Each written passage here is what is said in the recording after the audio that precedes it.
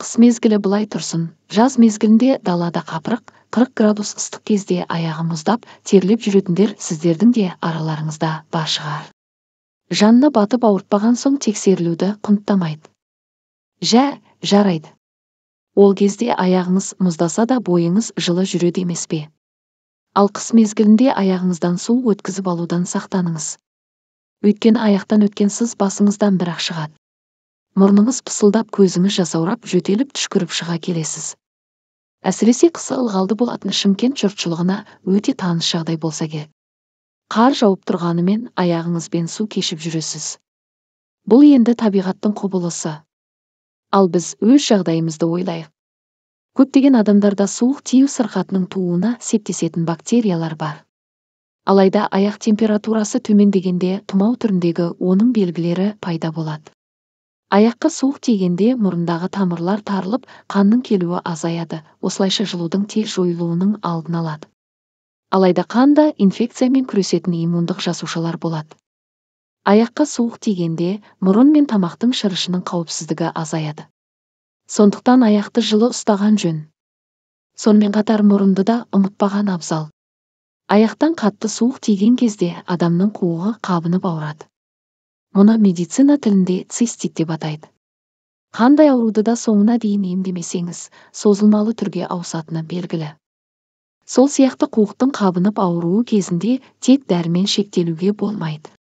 Тіпті дәрінің өзі ауруды түбегейлі жоя алмайды.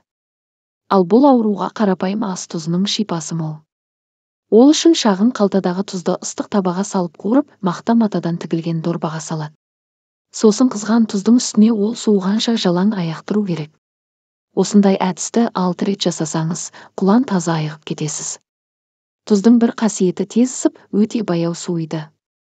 Мұндайда табаннан өткен жылу бүкіл денеге тарап, түрлі аурудың алдын алып отырады. Үйге келе салысымен бір дана картопты қабығымен қайнатыңыз.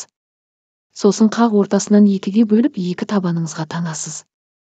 Сыртынан жылы көрпе орап картоп салқындағанша жата тұрыңыз. Шамамен 30 минуттан соң компрессті алып, жылы шұлық киіп алыңыз.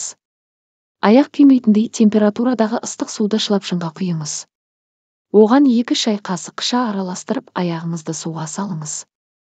Шамамен 20-30 минуттан соң аяғыңызды судан алып құрғатып сүртесіз. Соңынан жылы шұлық киіп алуды ұмытпаңыз.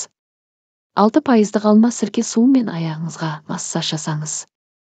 Табаныңызды, саусақтарыңыздың айналасын жақсылап сүрту керек.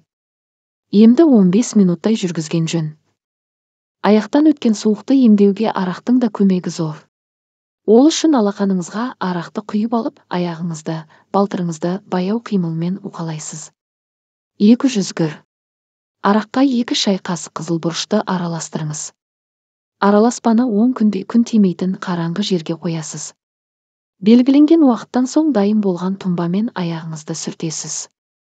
Емді ұйқыға жатар алдында жасау керек.